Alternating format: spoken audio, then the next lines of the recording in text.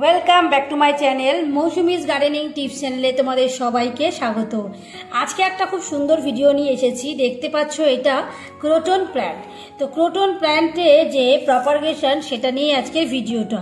তো তোমরা হয়তো ভাবতে পারছো যে এইটা মানে কিভাবে আমি তৈরি করেছি। তো এটা হচ্ছে প্রপারগেশন দু তিন রকম ভাবে হয় ক্রোটনের। এক তো ক্রোটন শিকড় থেকে গ্রো করা যায়, যেরকম মানে শিকড় শুদ্ধ গাছ কোনো জায়গায় উঠিয়ে নিয়ে সেটা থেকে কিন্তু প্রপারগেশন হয়ে যায়। সেকেন্ড হচ্ছে ক্রোটন প্ল্যান্ট হচ্ছে ওয়াটার প্রপারগেশন সম্ভব।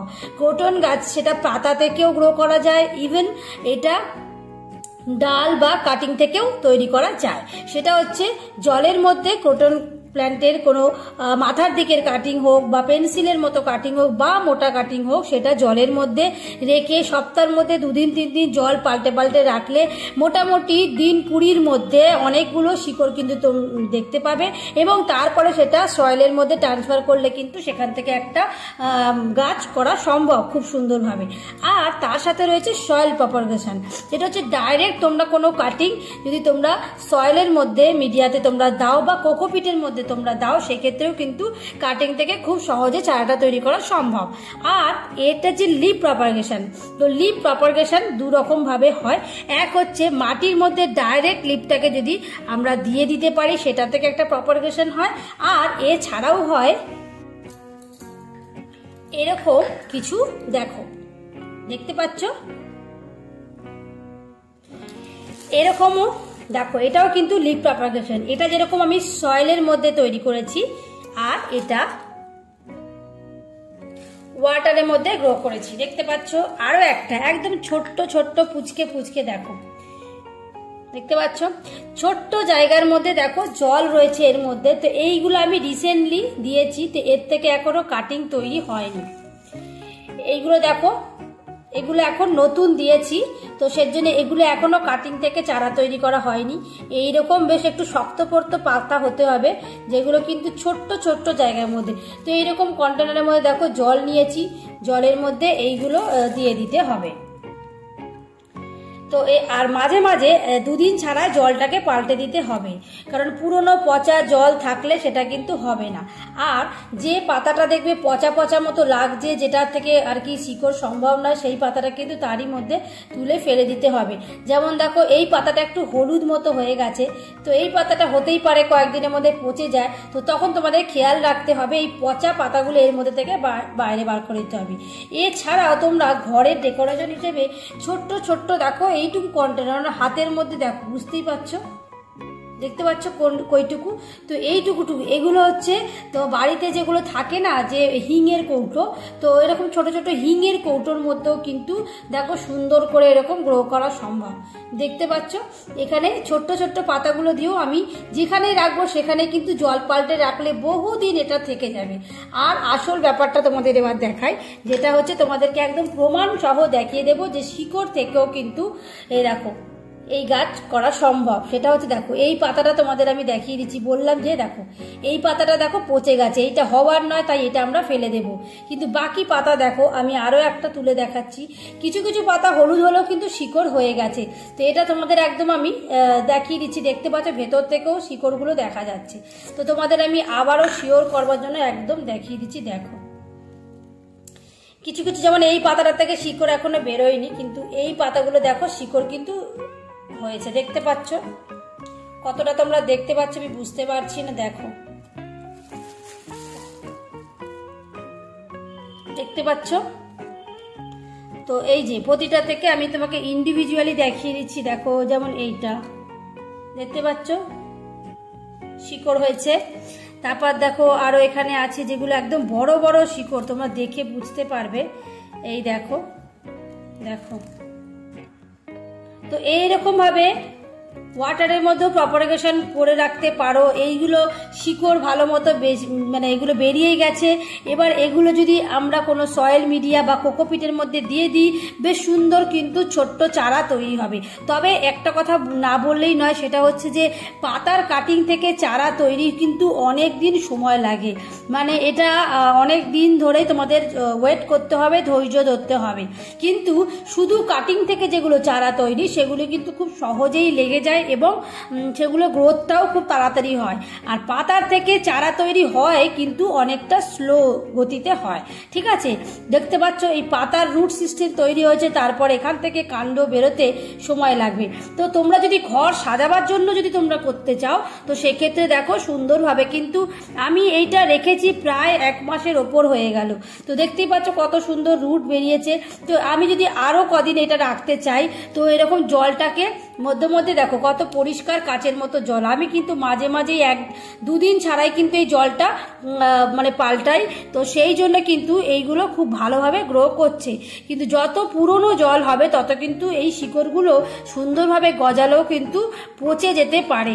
তো তোমরা ঘর সাজাবার জন্য এরকম ছোট্ট ছোট্ট পড়ার টেবিলের মধ্যেও ছোট্ট ছোট্ট শিশি বা এরকম মানে কাচের যে বয়মগুলো হয় যেখান থেকে বাইরেটা দেখা যায় পুরোটা, এরকম জায়গাতেও কিন্তু দেখো কি সুন্দর।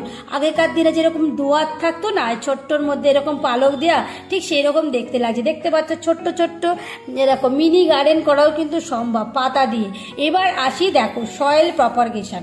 তো এইখানে দেখতে পাচ্ছ সয়েল প্রপারগেশনটাও দেখো আমি কিন্তু এই পাতাগুলো এই মাটির মধ্যে দিয়েছি। দেখো তোমাদের কাছ থেকে দেখালে বুঝতে পারবে। দেখো এক একটা পাতা কিন্তু মাটির মধ্যে ঢোকানো আছে এবং এইটা আসতে কিন্তু প্রসেস, মানে একটা যেরকম ওয়াটার প্রপারগেশন তোমাদের দেখালাম যে কিরকম শিকড় বেরোয়, এটাতেও কিন্তু ভেতরে ভেতরে শিকড় গজানো শুরু হয়ে গেছে। যার জন্যে কিন্তু দেখো পাতাগুলো কিন্তু কোনোটাই কিন্তু নেতিয়ে পড়েছে বা কিছু সেরকম কিন্তু নয়।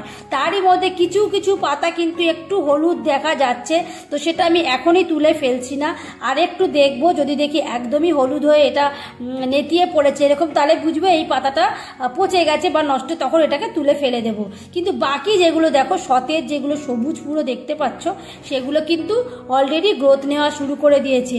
তো তোমরা যদি এরকম পাতাগুলোকেও, মানে আমরা যখন কাটিং থেকে চারা তৈরি করি তো এক্সেস যে পাতাগুলো থাকে না আমরা তো ওগুলো কেটে বাদ দিয়ে দিই, তারপর আমরা কাটিংটা বসাই। তো সেই কাটিংটা বসাবার সময় যে এক্সট্রা যে অনেক পাতা থাকে, একদম গাদা গাদা যে পাতাগুলো থাকে, সেই পাতাগুলো তো আমরা কাটিং করে ফেলেই দিই, তারপর আমরা ডালটাকে বুনি। তো সেই কাটিংয়ের পাতাগুলোকেও কোনোভাবে নষ্ট না করে তোমরা এই প্রসেসে দেখো এরকম ওয়াটারের মধ্যেও রাখতে পারো, আর এরকম মাটির মধ্যে শুধু পাতাগুলো এরকম দিয়ে। তো খুব সহজভাবে যদি আমি তোমাদের বোঝাই, তো তোমরা এরকম টবের মধ্যে আগে মাটিটা নিয়ে নেবে, মাটিটা দিয়ে ভরপুর জল দেবে, আর টবের তলায় এখানে ফুটো করা আছে, তোমাদের একবার দেখেও দিচ্ছি যদি বুঝতে না পারো।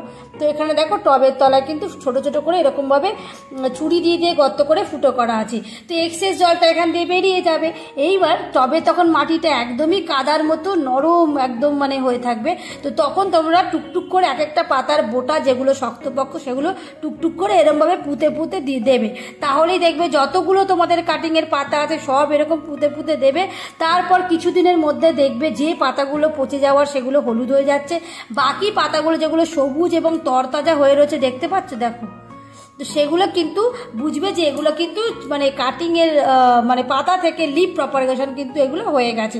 তো দেখতে পাচ্ছ কোনো জায়গায় যদি তোমরা এরকম পাতা দিয়ে প্রপারগেশন করেও সাজিয়ে রাখার জন্য হয়তো গ্রোথ খুব একটা বেশি হবে না বা এখান থেকে কাণ্ড গজাতে অনেকটাই সময় নেবে, যেটা কাটিংয়ের থেকে তাড়াতাড়ি হয়। তো সেক্ষেত্রে আমি বলবো শুধুমাত্র ডেকোরেশন পারপাসে যদি তোমরা করতে চাও তাহলে সেক্ষেত্রে তোমরা লিপ প্রপারগেশন এভাবে করে, সময় লাগছে লাগুক না, তাতে অসুবিধা তো কিছু নেই, কিন্তু ঘরের কোনো একটা জায়গায় যদি কোনায় এরকম তোমরা রেখে দাও কত সুন্দর দেখতে লাগছে তোমরা নিজেরাই বলো। এই পাতাগুলো তো আমরা ফেলে দিতাম, সেই পাতাগুলো ফেলে না দিয়ে দেখো কত সুন্দর লাগছে। আর আমি যেরকম মানে গাছ পছন্দ করি না, আমি মানে একটা কাটিংয়ের কোনো অংশ মানে ফেলতে আমার মন চায় না, সেই কাটিংয়ের পাতাই বলো বা ডালই বলো বা ছোট্ট কোনো অংশ আমি মাটির মধ্যে পুঁতে দিই, তাতে যদি চারাটা বাঁচলো, যদি না বাঁচলো তো ফেলেই দিলাম, কিন্তু যদি বেঁচে যায় তাহলে সেটাই তো আমার উপরই পাও না। তো সেই জন্য দেখো কাটিং থেকে আমি এইটা যেরকম আগে বুনেছি বলে, মানে এটা আগে জলে দিয়েছি বলে শিকড় গজিয়ে গেছে, আর এটা সবে দিয়েছি বলে এর প্রসেস এখনো চলছে। তো দেখতেই পাচ্ছ কত সুন্দরভাবে। তো তোমরা কারা কারা এইটা করতে চাও আমাকে কমেন্টস করে লিখবে, আর কারা কারা এইটা অলরেডি করেছো কোনো না কোনো দিন আমাকে সেটাও কমেন্টস করে জানাবে।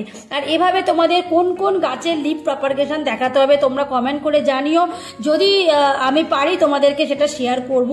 আর এরকম ক্রোটনের কাটিং থেকে চারা তৈরি করার ভিডিও আমার চ্যানেলে অলরেডি অনেকগুলো রয়েছে।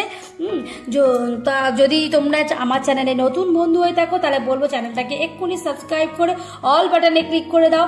আর যদি আমার চ্যানেলের এই ভিডিওগুলো তোমাদের ভালো লাগে, ইনফরমেটিভ লেগে থাকে, তোমরা বেশি বেশি করে সব বন্ধু বান্ধবদের মধ্যে এটা শেয়ার করে দাও, যাতে আমার মতো এরকম যারা গাছ ভালোবাসে তারা যাতে এরকমভাবে গাছ করে ঘরটাকে সৌন্দর্য বৃদ্ধি করতে পারে।